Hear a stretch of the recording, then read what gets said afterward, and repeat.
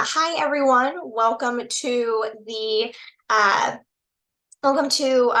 program webinar for the Information Systems program here at Georgia State University's Robinson College of Business.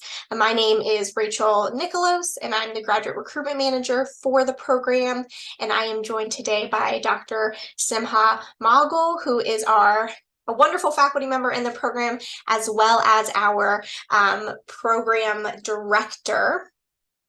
So we will go ahead and kind of jump right in. I do have a couple housekeeping things. One, if you have questions, please make sure you save those for the end. We will have time for that. You're always welcome to put them in the chat, but it's likely we might not answer that. We'll likely answer them throughout the presentation, but of course, you can also, we'll get to them at the end. Okay, so like I just said, Dr. Simha Malgal, and then of course myself, I'm Rachel. It's likely you've heard from me, gotten my emails about the program and applying. I am your point of contact kind of during the admissions and enrollment time. You're always welcome to reach out to me with any questions you might have about the application or the process or the program, and I will do my best to support you. So a little bit about our agenda today. So we'll talk about Atlanta and Georgia State for those of you who are not familiar with the state or the city, as well as the program itself. You know, this investment in yourself, be it going to graduate school and what it means in your careers and your career future and what it looks like financially as well. And then, of course, the application process. And so at this point, we are kind of in the fall. Students who are looking to apply should be applying for the fall 2024 semester. And we're going to dive into what all goes into that application. So a little bit about Atlanta. We are located in the southeastern United States. You'll see down here on the red circle.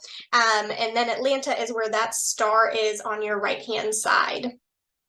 So first and foremost, Atlanta, I believe, still is holding on to the title of the busiest airport in the world. So it's super accessible for you to get here.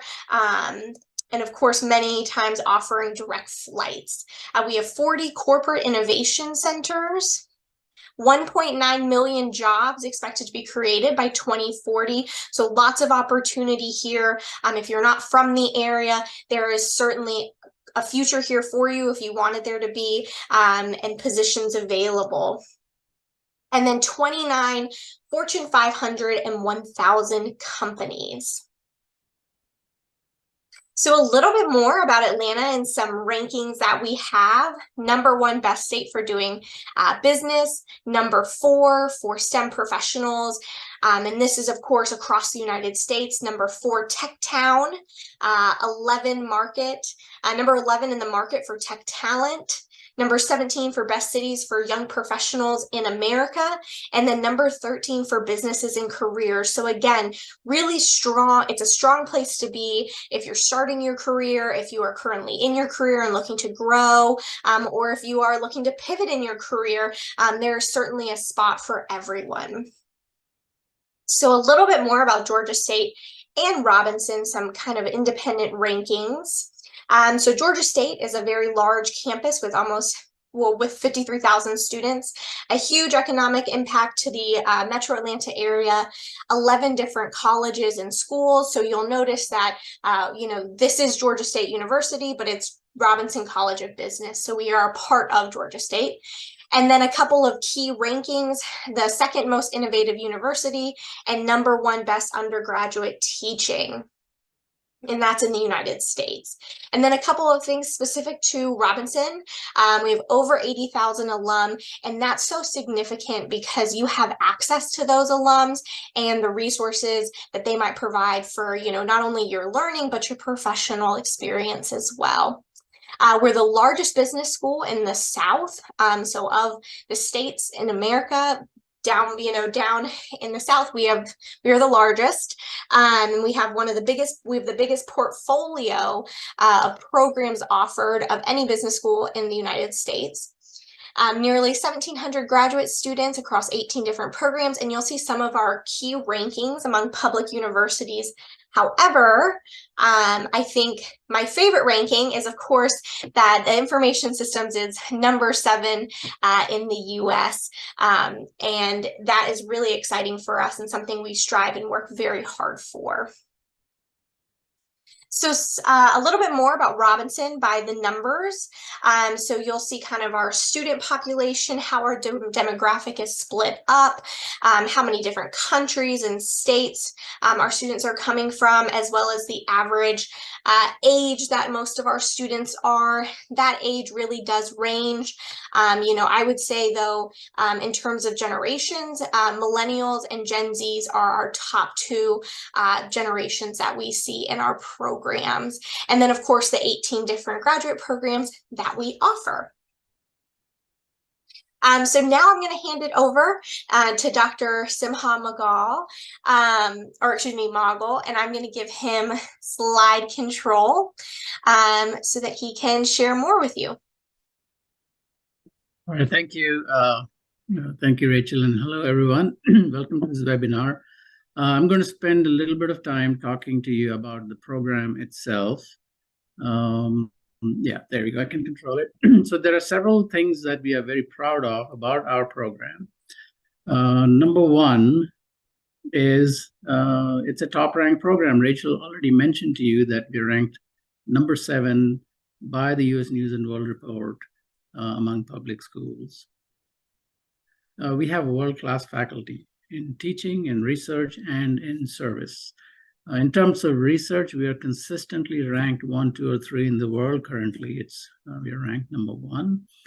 In terms of service, several of our faculty have received worldwide recognition for service to the MIS academic community, and that's called the Leo Award. And we have 5 such recipients, 5 recipients of this award, more than any other university.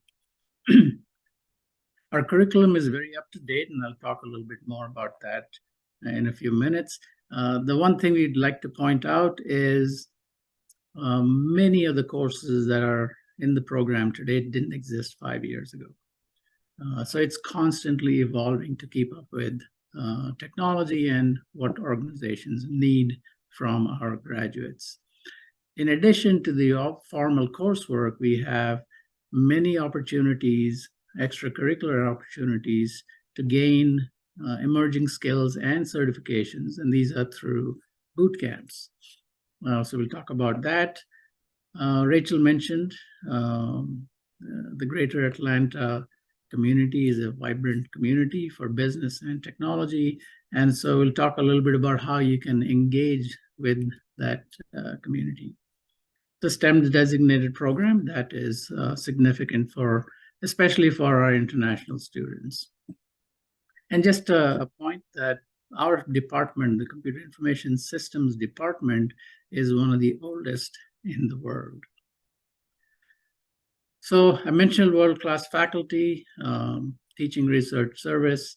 I'm just going to point out a few of them just to make the point that we have research faculty who do a lot of research that is globally recognized. And 2 examples are Professor Ramesh and Professor Story.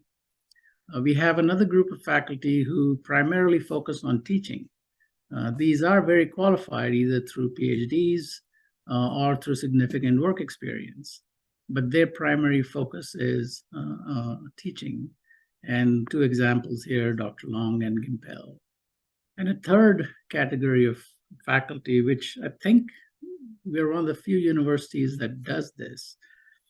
We have executives in residence. These are very, very senior level executives that are recently retired or still doing what they do. 2 examples, Professor Sagu recently retired as the Chief Technology Officer at the Centers for Disease Control. And Professor Johnson is a senior executive at Delta Airlines. Just some examples of the faculty you will engage with during your program. I mentioned a continuously evolving program. I won't go through the details of the courses. You can find that on our website, but I'll point out a few characteristics. We have very few core classes, meaning most of the classes you take are specific to the concentration that you will select. And I'll talk about the concentrations in a second. So the 3 core classes are on process innovation, basic database management, and fundamentals of cybersecurity. Everybody has to take this. And then we have the majority of the courses are concentration specific. And this is designed to, or these courses are designed to help you develop deep expertise in your chosen concentration. In addition, we have 2 professional development courses. These courses are designed to prepare you for the job market and the workplace. And finally, we have experiential learning courses. I want to point out that all of our courses have an experiential component, but these 2 courses are in addition to that. One of them is a course called the Experience course, and where we bring in projects from the outside, real-world projects that you have to take a look at and address the challenge or the problem or the opportunity. These are typically taught by our executives in residence, and they have a huge network in the business world, and they can bring in a lot of very interesting projects. A few examples are on the next slide. The other experiential course is a required internship. You have to do an internship starting in your 2nd or 3rd semester. So you can do an internship in the 2nd semester, which is again very unusual. So you can scan this or go to our website and look at the current offerings. Just be aware that when you show up here, it might be slightly different because it's constantly evolving. So the 3 concentrations, what are they? One is Big Data Management and Analytics. We abbreviate that as BDA. And the tagline for this is make informed data-driven decisions and provide strategic analytics leadership. This is the most technical of our 3 concentrations in terms of coding, programming, and in terms of statistical methods and things of that nature. So what does this involve? It involves applying emerging techniques to examine large volumes of data, structured and unstructured, to identify patterns, gain insights that lead to action. You'll develop skills in things like data analytics, machine learning, artificial intelligence, et cetera, right?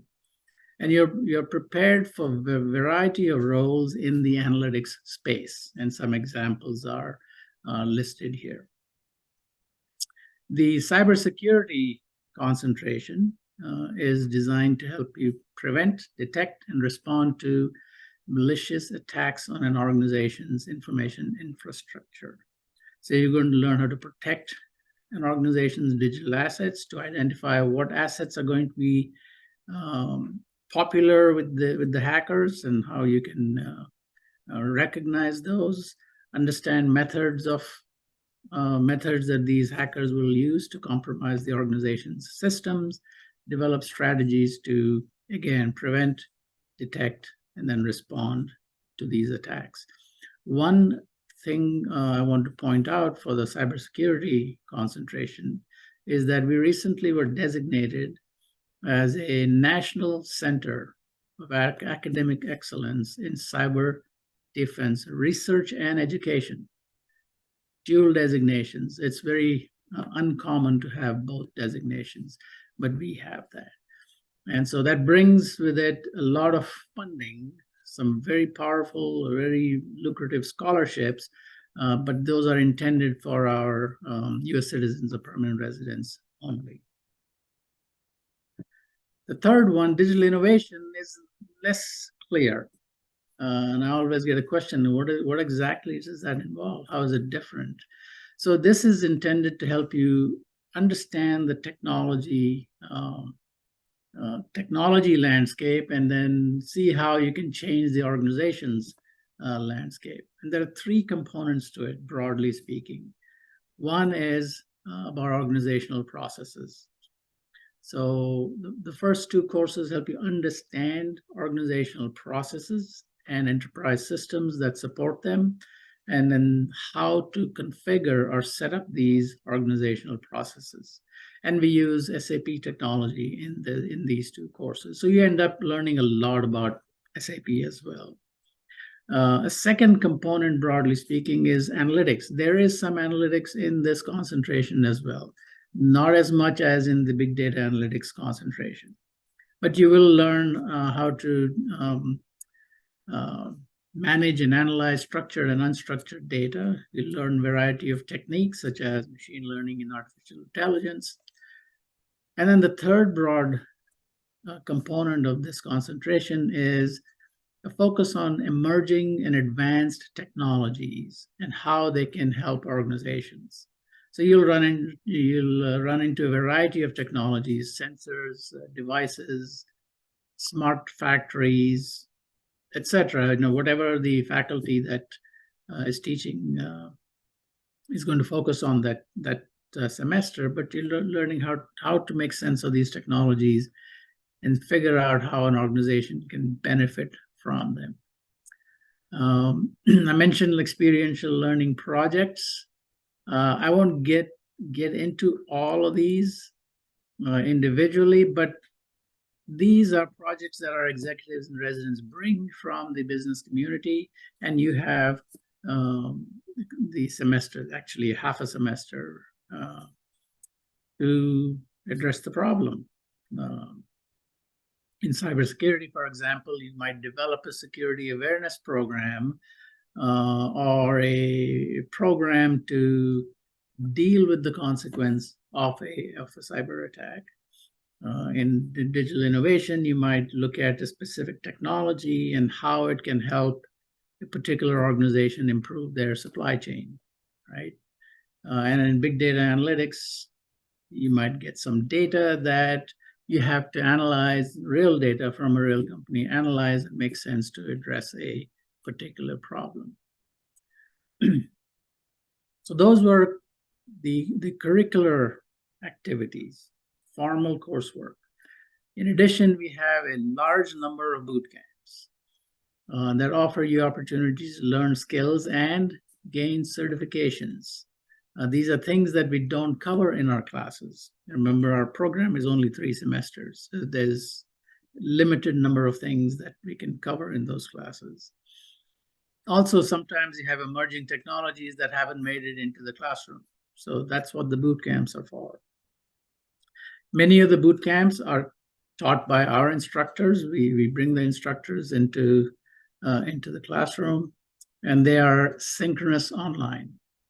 We also have other alternatives for asynchronous online through things like the AWS Academy or the SAP Learning Journeys that, again, help you build some skills on top of what you're learning in the classroom. Here are some examples of boot camps and some of the certifications that they prepare you for. Now, on the right-hand side, the right-hand column, you see some dollars. This is an estimate of what it would cost if you were to take these boot camps on your own somewhere else. These boot camps are offered to you at no additional cost. So it's an opportunity to gain a lot of skills. There is an asterisk to the cost thing. The only thing is you have to pay for an exam. If there's a certification like Security Plus or CSM, we pay for the boot camp, but you have to pay for the certification exam, usually a few $100. Community. Our tagline for the Robinson College of Business is no one gets closer to business than Robinson. And Rachel talked about our the vibrant Atlanta community. Here's a sampling of the companies. These are big companies like Coca-Cola and Delta Airlines.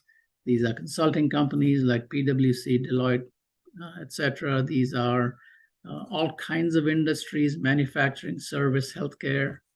And we also have a number of smaller and startup companies, if that's what you're interested in. So how do you engage with them, right?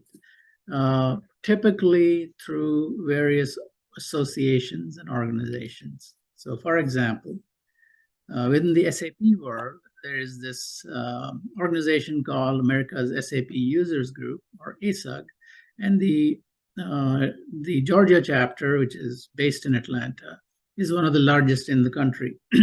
And they have events every 3 to 4 months where we have 200-300 professionals from the local area come and talk about things. There are keynotes, there are educational sessions, there are raffles, which our students win a lot of times, and we can participate at these events at no cost. The Technology Association of Georgia, or TAG, is one of the largest IT organizations in the United States, and they have a lot of different events and most of them you're able to attend at no cost. There are a few that has a cost, but there are so many of them. Okay. There are student chapters of various professional organizations like Women in Technology or Association for Information Systems and CompTIA. So we have these chapters on campus. You can be part of these organizations and have opportunities to engage with the professional version of these organizations. So that's a little bit about the program. And I'm going to hand it back to Rachel to talk about some of the program logistics themselves. Awesome. Thank you, Simha. Thank you for that. I know it's all super informative. It can be a lot, but we're really excited about our program and everything that it offers. So now we'll kind of be able to dive into, a little bit more about the program details, some of the logistics as well. So we'll dive right in. So a couple program logistics. The structure, it is a 1-year program, so full-time. If you are a domestic student or a U.S. citizen or permanent resident, you are able to complete the program in a part-time format in 2 years. However, I would say the majority of our students complete the program full-time in 1 year, just to get themselves launch themselves really back into the workforce. So it's 3 semesters, 5 mini-mesters. What that means is that, and we'll kind of dive into this a little bit more later, kind of throughout some of the other logistic parts, is that each semester is split into 2, except the summer semester. So in the fall, you would have 2 8-week sessions. And so, you'd have your first mini-mester, your second mini-mester, and you take 2 courses within each of those. So 4 in a full semester, but 2 in a mini-mester. If that's confusing to you, have no fears. You're welcome to ping me via email, and I am happy to explain it more. So it is a 33 credit hour curriculum with 10 courses, the internship course, of course, and then the 2 non-credit professional development courses that Dr. Mogul spoke of. And then our 3 concentration paths. Just as a heads up, cybersecurity typically only admits for the fall semester. In the past, we have had both fall and spring entry terms for cybersecurity, but as of lately, we've just been keeping it for the fall semester. So do keep that in mind if you're planning on applying in the future, that cybersecurity might only be available, in the fall semester. And then it is a cohort structure. I think this is one of my favorite things about our program. It really allows you to get to know your colleagues and your peers and your faculty. You move together as a group, and I think that provides a really special experience for you as you're in the program, creating those lifelong friendships that are going to carry into your professional life, and as well as your professional development. So I think that's a really special feature of our program to help our students accelerate. So the location and the schedule. So Georgia State University, its main campus is located in downtown Atlanta. We are located in the Buckhead Center, which is about 20 minutes away from downtown. So the Buckhead Center is the kind of headquarters of the Robinson College of Business, allowing for kind of professional development. The reason it's in Buckhead is because that is where a lot of these headquarters and these big Fortune 500 and 1,000 companies are. So we want to make sure you are in the same place they are, just for those connection purposes. Courses are held 2 evenings a week, so either Monday, Wednesday, Tuesday, Thursdays, and some classes on Saturdays. They are in the evenings. So during the day, you would be completing coursework, or if you have a graduate assistantship, which we'll talk more on in just a moment, you would be doing that during the day, but your classes are in the evening. In the summer semester, it is a hybrid format to allow for internships that might be a little bit further away or not in the Atlanta area. So it helps with that and your ability to get different internships. I think that's another wonderful part about being able to do your internship in either the second or third semester, because you can plan it for your summer semester. Because if you start in the spring, your summer semester would be your second semester. But if you start in the fall, your summer semester would be your third semester. So it accounts for all of that. And then, of course, boot camps, which we just spoke on, they synchronous on non-class weeknights and weekends, or some of them are asynchronous to complete on your own time. So we do have a whole team dedicated to your success just for the information systems program. Of course, Dr. Bala Ramesh and Dr. Simha Magal, who are here to work with you and kind of guide you academically and in your professional development. Myself through that application and enrollment process.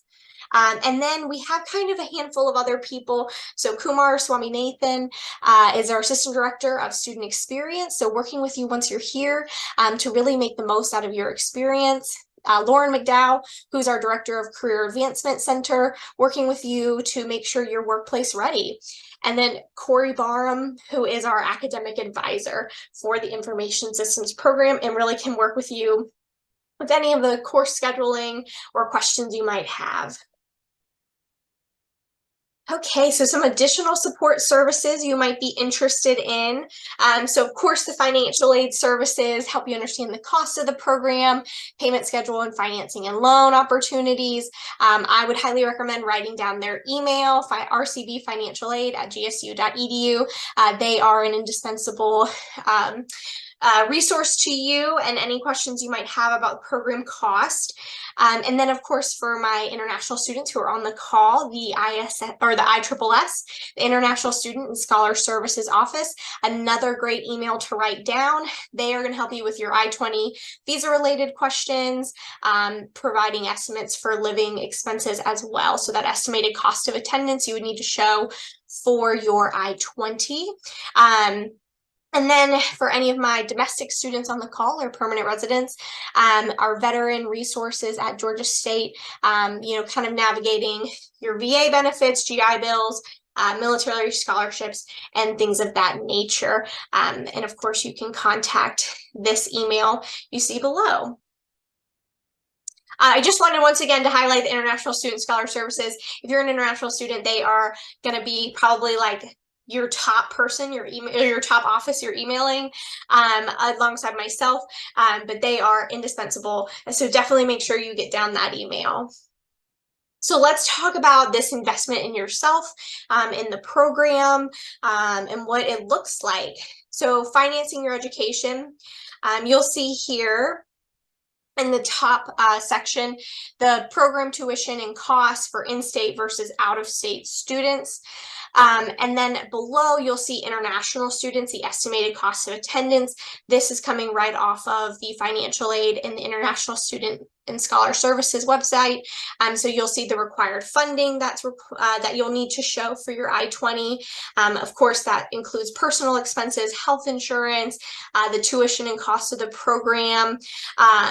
I recognize that number might be a little jarring, but we're going to break it down a little bit more as we go and talk about some financial aid opportunities. So just to break it down a tad more, so here is a sample of what a tuition would look like for our program without a GRA. So we're gonna talk about graduate assistantships in just a moment. But this would be what a bill looks like if you didn't have a graduate assistantship and you are out of state and you decided to come. You'll see the fall, the spring, and the summer. You're welcome to take a picture of this screen. You're also welcome to email me and I can send you this graphic. But the financial aid office would also be able to provide you with this information. So you'll see kind of the varying balances for every semester. And then here is a sample tuition with a GRA, so with a graduate assistantship. I want to just show really quick. So you'll see the out-of-state tuition base, out-of-state tuition, and you receive an out-of-state waiver. So the GRA tuition waiver, so when we say it's a tuition waiver, it covers the cost of your tuition, but that doesn't mean it's covering the information systems tuition cost or program cost. So it is a premium program, which means there are going to be those additional costs. So for example, having the built-in boot camps that you're not paying for, those are all things that are going to be part of the additional costs in the MSIS tuition itself. So again, I can send you this. You're also welcome to reach out to the financial aid office. They're probably your best point of contact for any questions related to this, so that you can get a full understanding of what you are expected to pay. So financing your education, some financial aid opportunities. So I mentioned graduate assistantships. That's how the tuition breakdown was. So it partially covers the total program cost. So it provides the Georgia, so a GA tuition waiver. GA also is the acronym for the state of Georgia. So it waives the Georgia state tuition fee waiver, or Georgia state tuition waiver. And then, of course, with graduate assistantships, you are expected to work at the university for 12 to 16 hours. And that does come with a stipend as well. And then, of course, we have a couple of scholarships available. We're gonna talk in just a moment about how to get a graduate assistantship. So scholarships are typically not awarded through our office. So these would be through various departments at Robinson, or at Georgia State University as a whole. And then, of course, the NSF Cybersecurity Scholarship, which is available to domestic students. That's one of those fantastic opportunities that Dr. Mogul was talking on, and kind of, really it pays for your entire program. So if you're in the cybersecurity concentration and you're a domestic student, that's a fantastic opportunity for you. And of course, here is the QR code. So go ahead and scan that if you want to learn more about the cost of the program. And then if you have questions, you're welcome to reach out to me or the financial aid office. So how to secure a graduate assistantship. So there are two different kinds. So there's an MSIS graduate assistantship. So this is awarded at the time of admission. So when you apply to the college, and you just submit your application, we're not only reviewing you for a spot in the program, but also for a graduate assistantship position. And you would see that as part of your admission decision. So you would get your decision letter, and in your decision letter, it would mention if you received one or not. If you didn't receive one during your initial your initial offer letter from Robinson College of Business, we do a second round review of applications for graduate assistantship. And they're for people who were not awarded one at the time of admission. And it's only for deposited students. So you would need to pay that enrollment deposit in order to be considered or reconsidered for a graduate assistantship position. And then, of course, there are non-information system graduate assistantships. These are going to be awarded through different offices around campus, through our Handshake account. And you would have access to that once you've deposited. So you've paid that enrollment deposit, and you're welcome to take a look at all the different opportunities across the Georgia State campus for various graduate assistantship opportunities.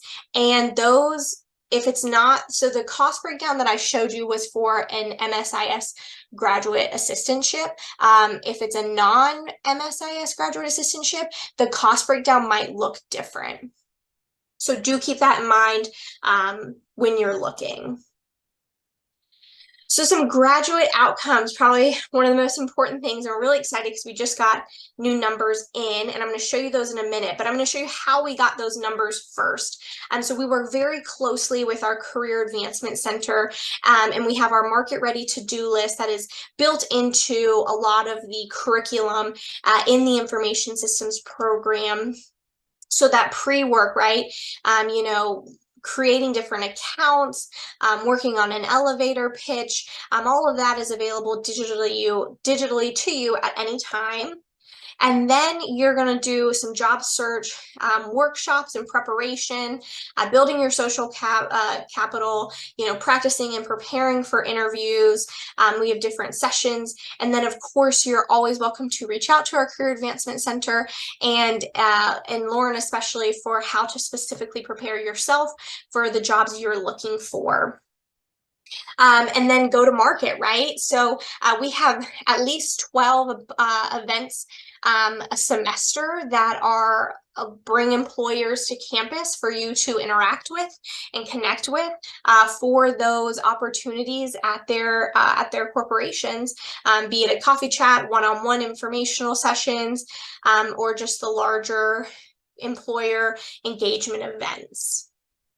So here are those outcomes of our students who successfully completed their market ready, you know, to-do list and really focused on that. You'll see that almost 95% of our students were employed within the first 3 months following the completion of their program. You'll see the top average salaries, the maximum reported. Most people saw an average salary increase of 47%, and it took less than a year to pay back the cost, the investment that they made in the program, which is really impressive and exciting because it means that, you know, your return on investment is almost immediate. So all very exciting. And of course, you'll also see some of our select employers that our students go to, as well as some job titles that they hold. So I know some big ones: UPS, SAP, Accenture, Deloitte, Delta Airlines, some really big ones. And then, of course, the jobs that go alongside of them. So let's talk application process. All the fun things. So we do have a holistic application process. So we look at everything when we are reviewing a student for a position in the program. So of course, the online application, complete with the fee. A note on test scores. So GRE and GMAT scores are not required.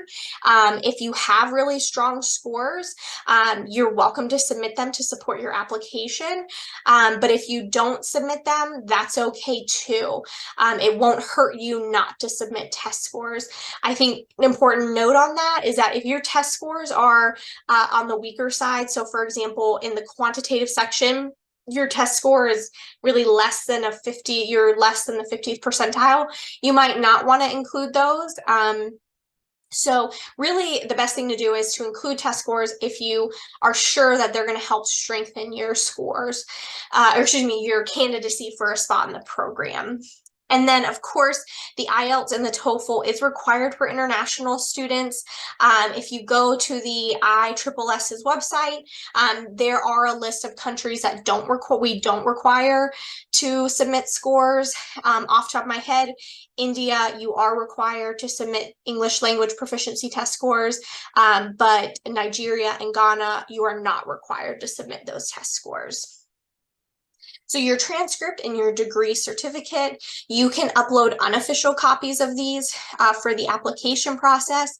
But should you be admitted and choose to enroll, you would need to submit official versions of these, which means they either need to be sent electronically or physically via the mail from the university to us.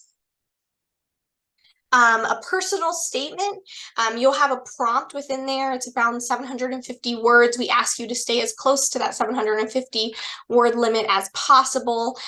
Just kind of outlining, why you're interested in the program, why Robinson, how are these going to help your long and your short-term career goals, and some relevant examples that showcase your technical skills and any work experience you might have. This is a really great opportunity to shine and show us why you're interested and passionate about the program outside of what we might see elsewhere. Alongside of that, your resume. So your personal statement shouldn't just be an outline of your resume. Your personal statement, you want that to be a place where you can't find what's in there anywhere else on your application. So those specific examples, your long and your short-term career goals, those wouldn't necessarily be anywhere else in your application. Your resume, we do like to see only like a 1 to 2 page resume, really highlighting your work experience, your technical skills that you might have, any additional courses or certifications you might have, all those types of things. Letters of recommendation, they are not required. You're welcome to submit them. If you do submit letters of recommendation, typically we ask that they be from either a professional or academic reference. And then, of course, last but not least, a recorded video interview. This is through the application, so it's not live. You have 3 attempts at it, and you'll be prompted with 3 different questions and 5 minutes to answer those questions. Again, this is a great place to showcase your interest and your passion in the program, highlighting technical skills and relevant examples as they relate to the prompt questions or the prompted questions. So a couple of additional things.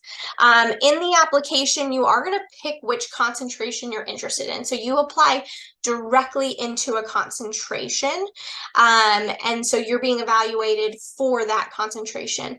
We really don't allow switching after admission.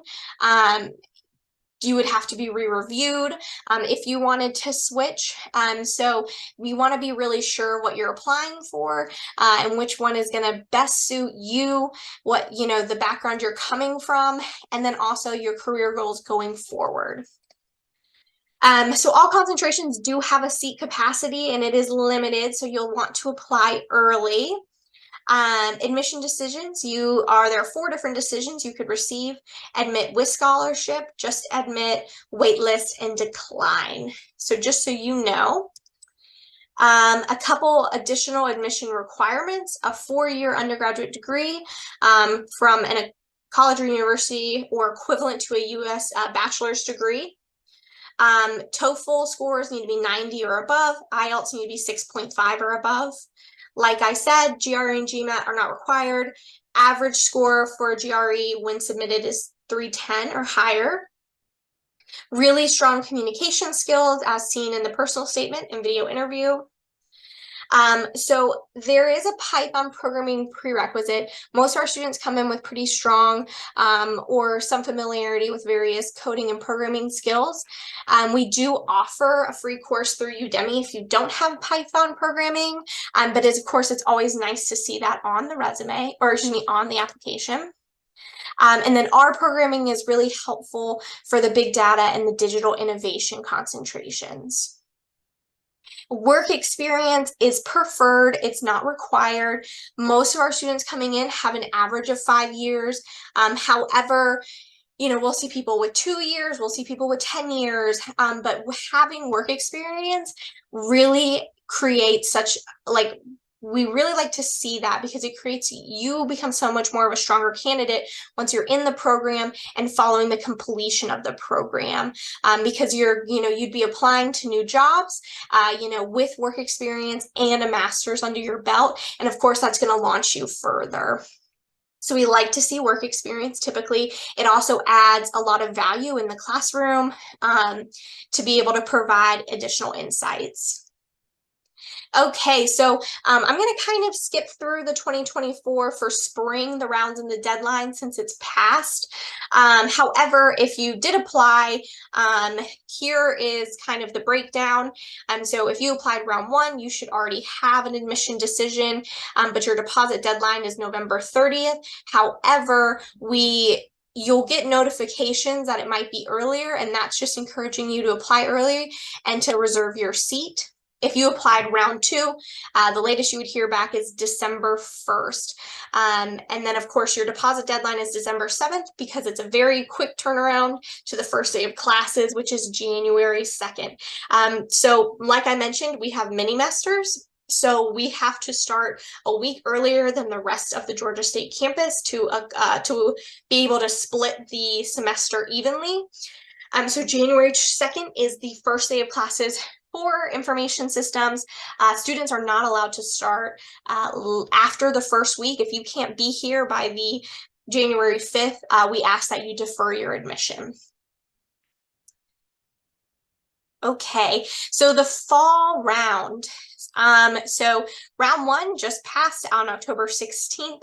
Again, that's going to be decision release date on December 1st. You'll see round two is our next one on January 22nd with a decision release on March 22nd. And then of course, round three and round four, is more aligned. Round three and round four really are more aligned with domestic students. Round three is the absolute latest. If you're an international student, you should be applying. Really with I-20 and visa timelines and processing timelines right now, you'll want to apply as early as possible, just because those can be, visa scheduling can be delayed. There might not be enough appointments. So always apply early so you give yourself plenty of time to make that appointment or seek out an appointment. And the first day of classes would be August 12th.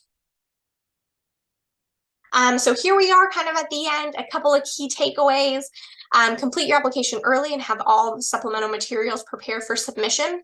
It's important to note that, going back really quick, so that deadline, January 22nd, for example, it's not that you submitted by January 22nd, it's that your application was submitted and you have all of your materials included in that. So it's a complete application is ready and prepared and in by January 22nd. It has to be completed by the deadline with all supplemental materials. Like I mentioned, our classes start a week ahead of the GSU campus. What will show on your official I-20 is going to be just the regular GSU start date, but it's important to note that our classes start a week early. We'll send you plenty of emails and reminders that we do start a week early, but it will just keep that in mind that what's on your I-20, a week ahead of that is when we start. Review application rounds and decision release dates. If you are a domestic student and you're planning on working full-time, you'll want to consider the part-time format. You can't do the program and work full-time because it doesn't set you up for success. And then, of course, you can stand to chat with a current student if you're interested in. We would certainly love for you to be there or to chat with students and get their perspective and ask questions. They are there for you. So that is the end of the slideshow. We do have a couple additional webinars coming up that you're welcome to join, preparing your graduate business school application, as well as FAQs and financial aid and scholarships that you're able to be a part of. Those do provide application fee waivers, as does this event. And we'll talk about that in just a moment. But yes, I'm going to go ahead and stop sharing my screen and turn off the recording so that we can answer any questions.